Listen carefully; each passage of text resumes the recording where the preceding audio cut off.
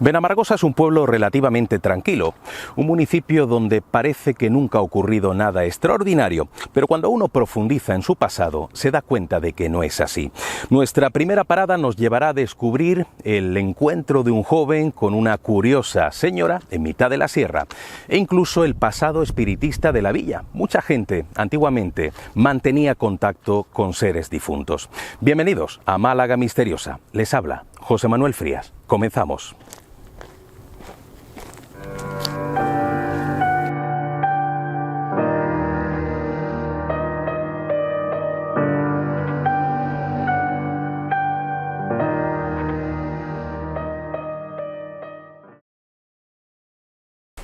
Vamos a conocer, María José, dos historias que ocurren en Benamargosa, que ocurren hace mucho tiempo, pero que tú has conservado casi como una especie de historiadora, de documentalista, ¿no? Te absorbes todo lo que tiene que ver con historias antiguas, ¿no? Y esta nos hace viajar a los años 30, principios de los años 30, un poquito antes de la Guerra Civil Española, y tiene como protagonista a un chico, José Jiménez, que estaba enfermo, había tenido meningitis, eso le había afectado, y la historia tiene que ver con un camino a las afueras y con un padre que comete cierta imprudencia, ¿no? ¿Cómo sería lo que ocurre? ¿Cuál es la historia? Pues bueno, pues los vistos se fueron para el campo, ¿no? Ellos vivían en Los Pechuelos, en la zona alta del pueblo, y hay un caminito que sube para arriba, ¿no? Para el Castañar y Zambucha, ¿no? Y se fue el padre, cogió el borrico y se fue con su hijo. Este chico pues tendría unos 12 años más o menos. Tenía unas secuelas físicas y psíquicas por haber tenido la meningitis. Entonces pues se fueron al campo. Allí cayó, por lo visto empezó a caer una tormenta tremenda.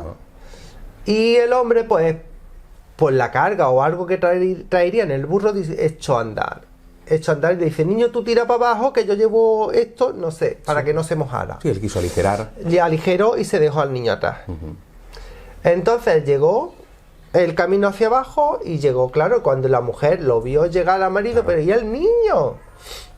Dice: pero hombre, ¿tienes valor de verte dejado al niño como está que no puede andar? Y cogió ella la sombrilla, un paraguas, se fue camino arriba a buscarlo.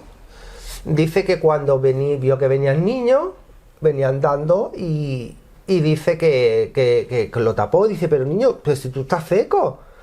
Y el niño decía, claro, se expresaba porque no estaba bien. Dice: mamá, pues sí, porque una mujer muy bonita ha estado aquí conmigo hasta ahora. ¿Tú no la has visto? Que me ha tapado con el manto. Dice: pero qué mujer. Bueno, la mujer de... ¿Qué mujer ni qué mujer? Entonces, claro, dice: si una mujer muy bonita con un manto azul me ha tapado.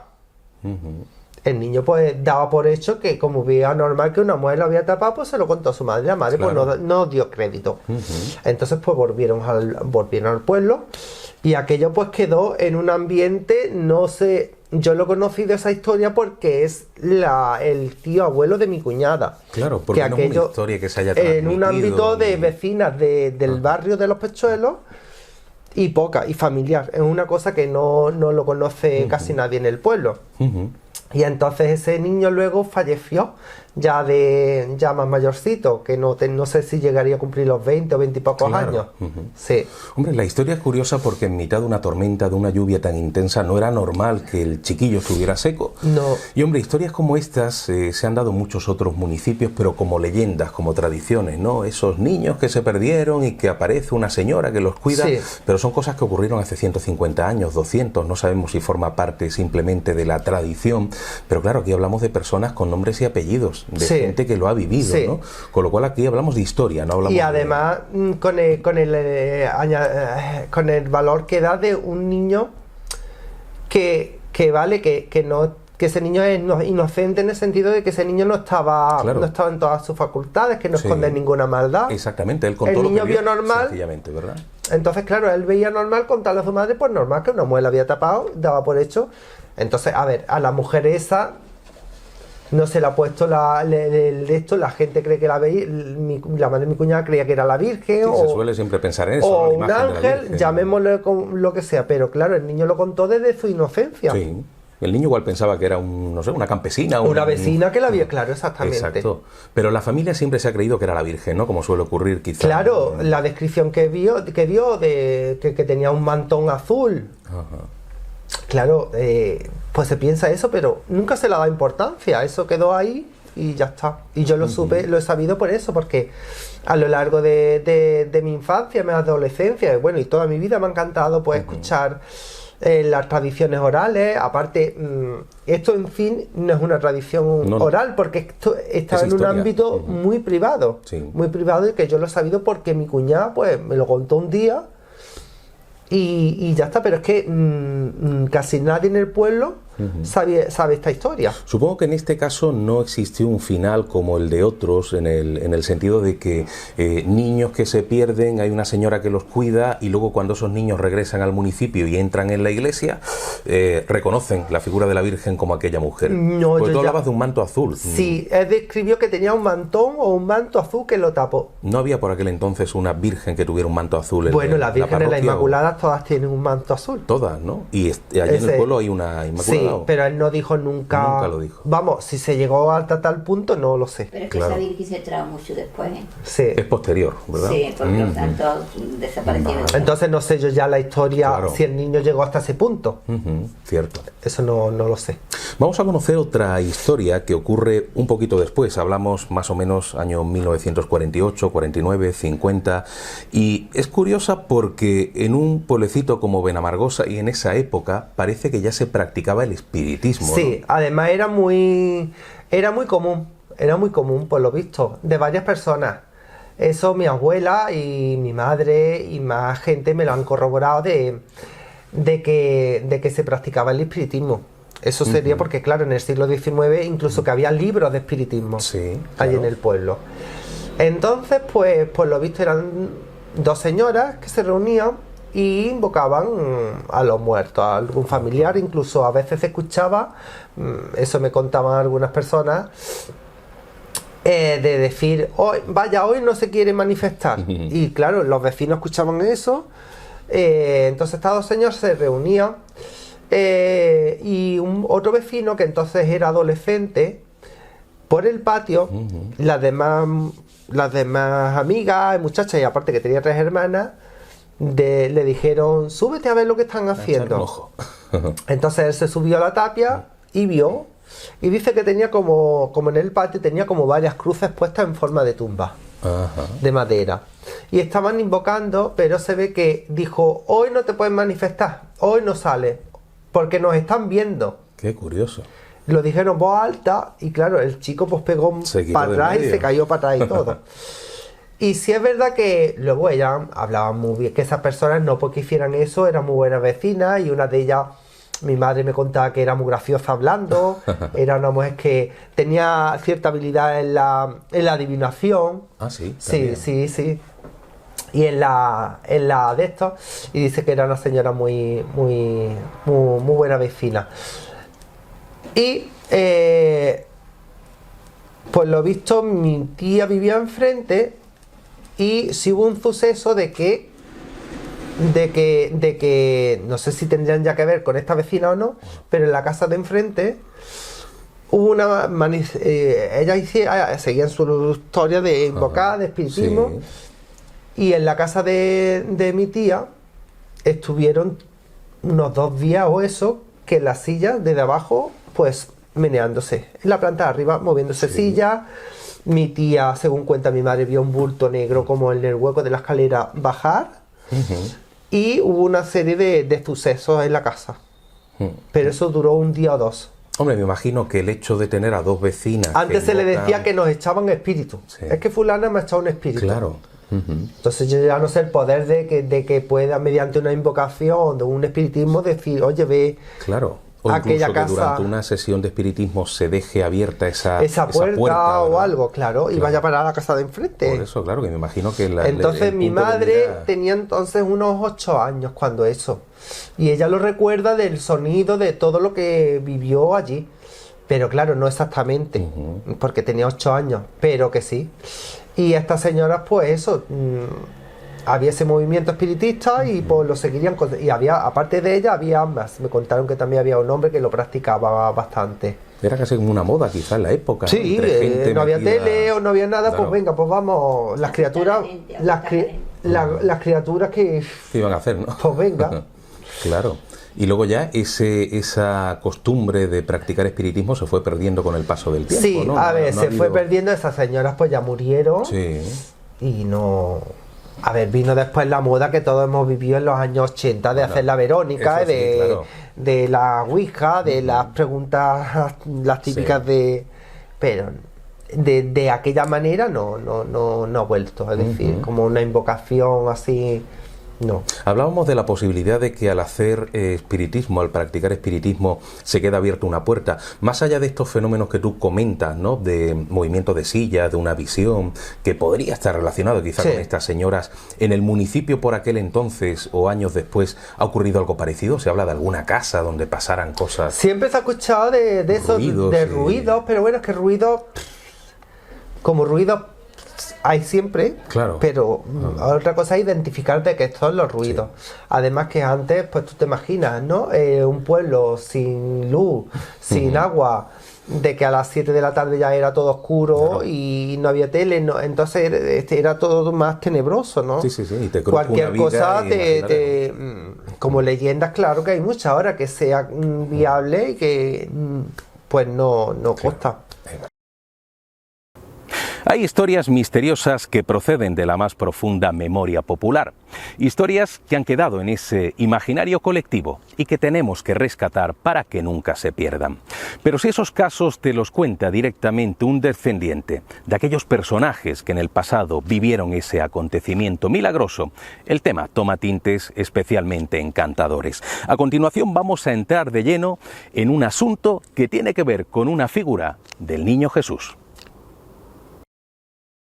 Vamos a conocer una historia, Josefa, que tiene que ver con tu bisabuela, con María Manuela, una mujer de la que se dice que era muy buena persona, ¿no? Sí, era alguien que caía bien a todo el mundo y que todo el mundo le caía bien a ella, ¿no? Sí, era algo especial, sí. ¿Cómo era su forma de ser?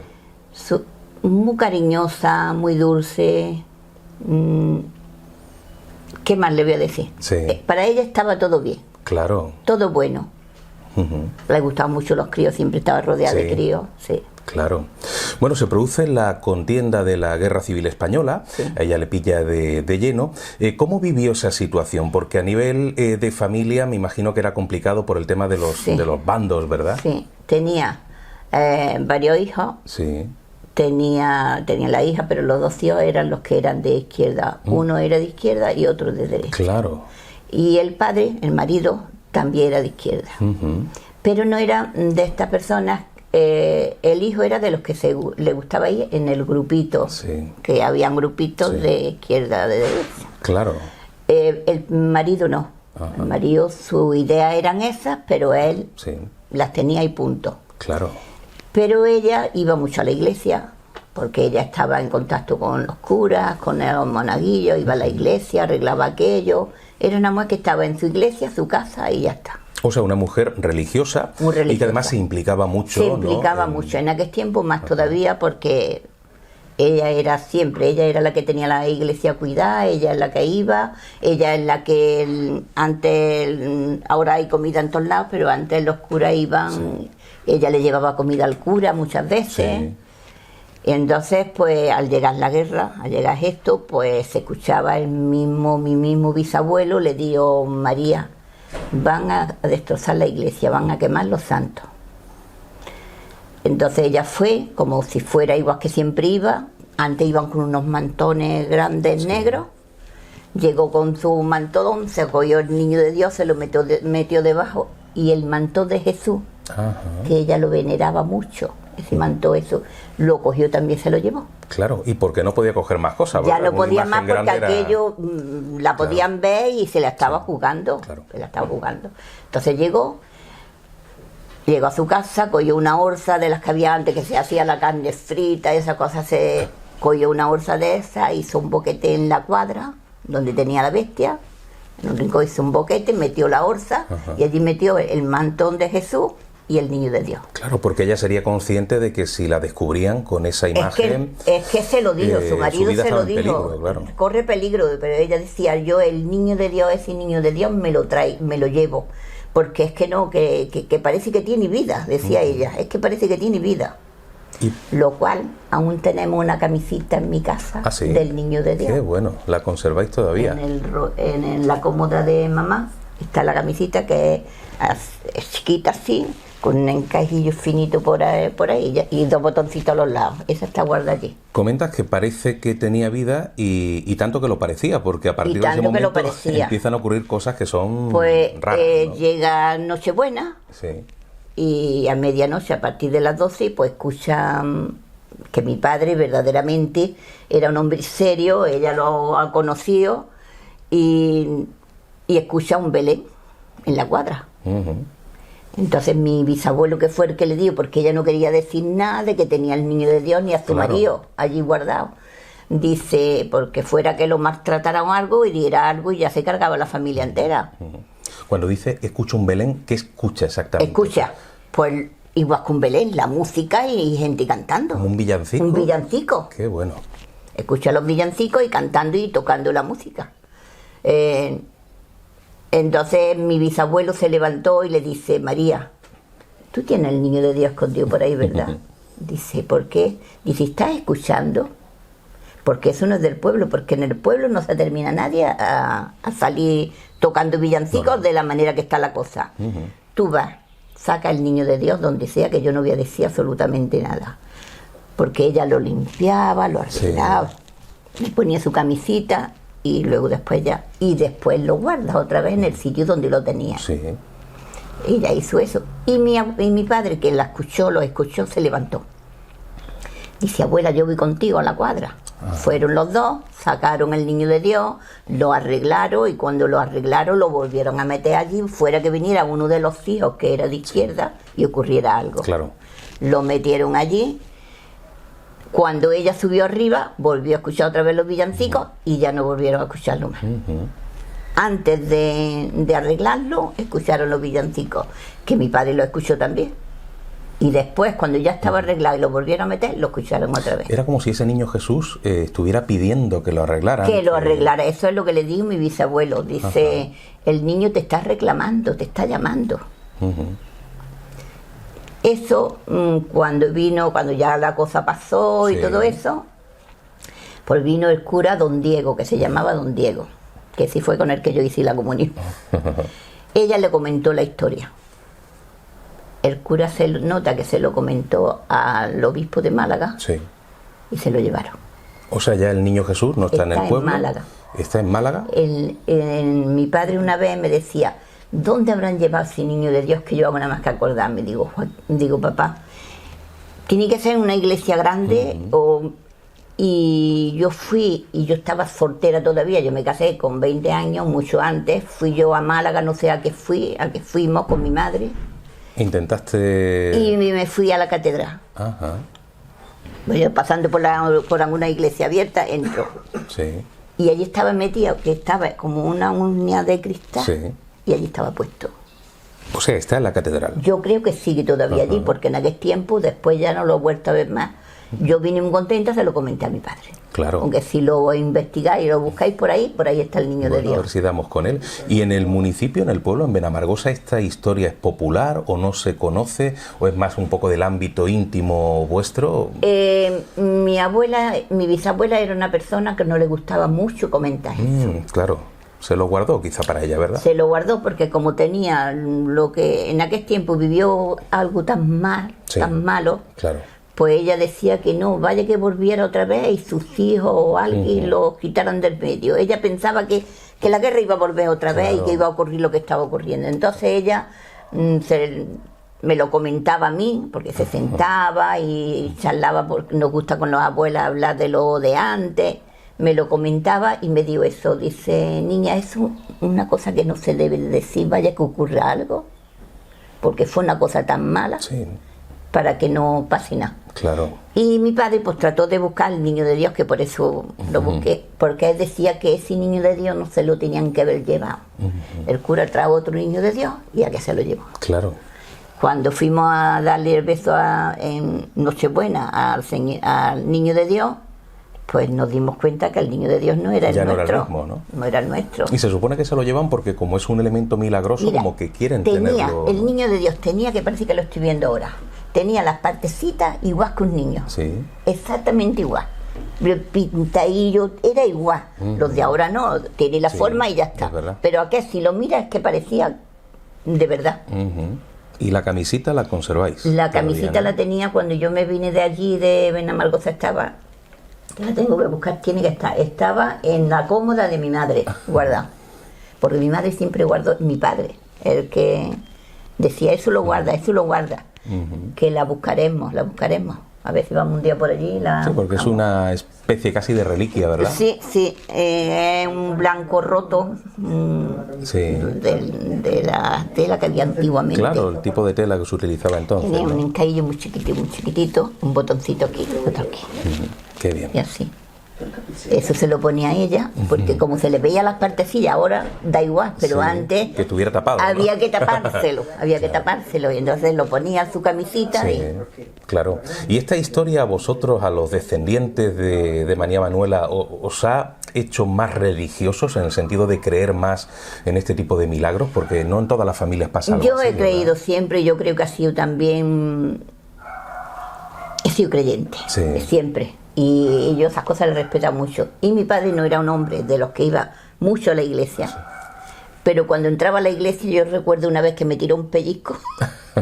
Porque de más niña, pues estaba hablando yo con una amiga mía al lado. Y mi padre que estaba al lado me tiró un pellizco porque decía que entrar a la iglesia había que entrar con respeto. Era respetuoso, te iba a decir. Que tienes que entrar 3 veces, entra una, pero entra con respeto. Claro. Eso sí lo tenía él. Claro. Pues una historia encantadora, bonita, ¿verdad? Entrañable, que me imagino que... siempre que la hemos recordado.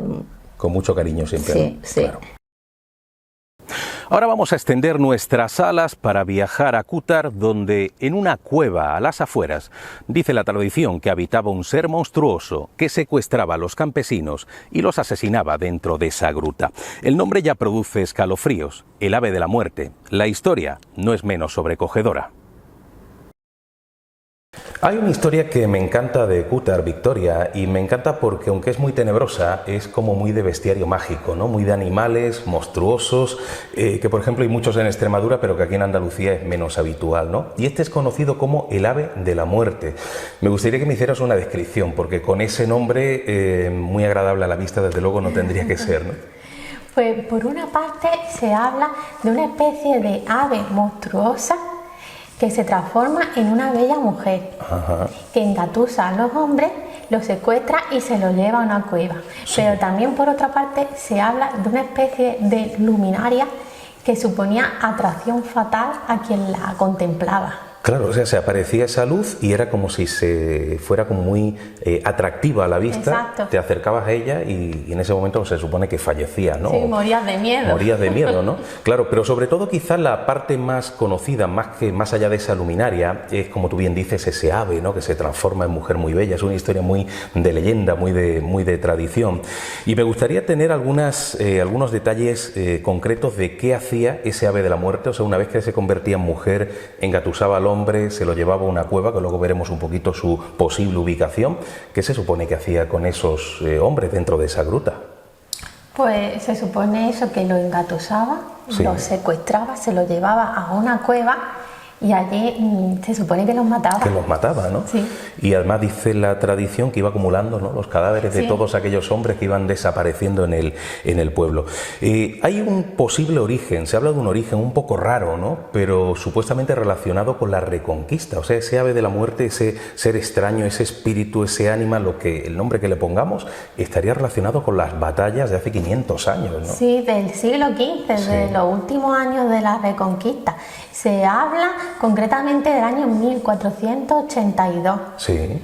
Antes de la toma definitiva por los cristianos, la zona de Cútar fue escenario de la batalla de la Axarquía, donde se enfrentó un ejército de cristianos que venía de la zona de Antequera con los moradores árabes. Claro. Sí, y los cristianos sufrieron una pérdida considerable. Y en los barrancos de la zona yacen cientos de cristianos y esa energía se transformó y dio lugar a lo que conocemos como el ave de la muerte. Por eso es muy curioso, Victoria, porque en otros sitios se habla de soldados que fallecieron y que se aparecen sus espíritus, ¿no? Y aquí es como si esa conjugación de todas sus almas, de personas que habían muerto de manera violenta, ¿no? Hubieran conformado ese ave de la muerte. De todas las historias que se cuentan, porque esto es una leyenda que tampoco da para mucho más, porque es lo poquito que se ha conservado en la tradición popular, pero sí parece que la historia la conocemos gracias a un superviviente, o sea, gracias a un cazador o a un campesino que logra sobrevivir. ¿De qué manera lo consigue? Sí, pues logró sobrevivir porque cuando el ave de la muerte, esta bella mujer, lo secuestró en la cueva, el cazador le rogó de salir y ver las estrellas, a lo que la bella mujer accedió.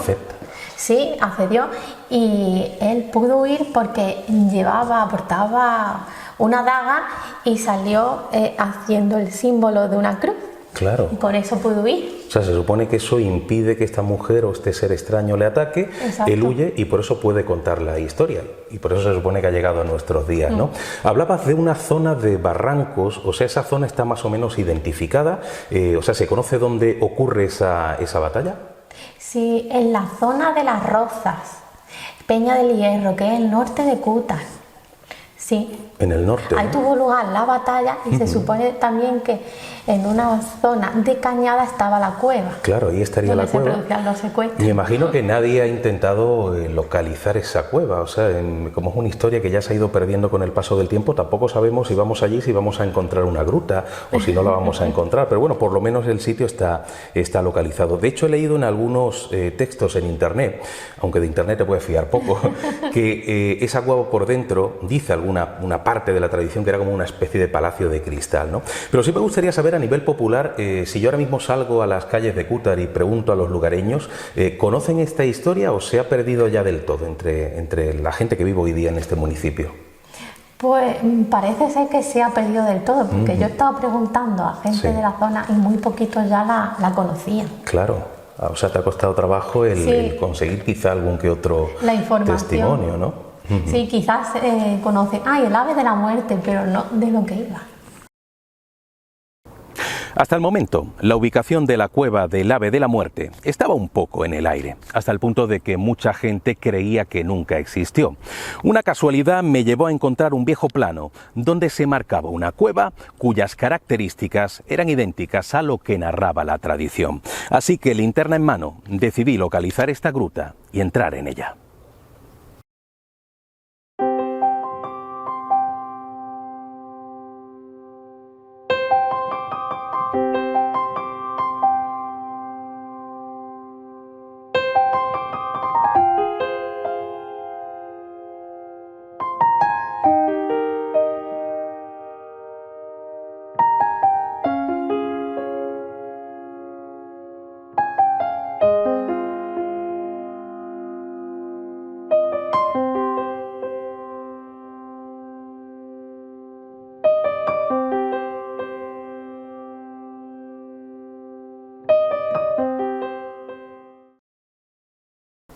Según todos los indicios, hemos logrado encontrar la ubicación de la cueva del ave de la muerte, esa que había estado oculta durante tantísimos siglos. Os aseguro que la impresión que sentí al penetrar en ella es difícilmente explicable con palabras. Nos vemos en una próxima edición de Málaga Misteriosa. Un fuerte abrazo, amigos.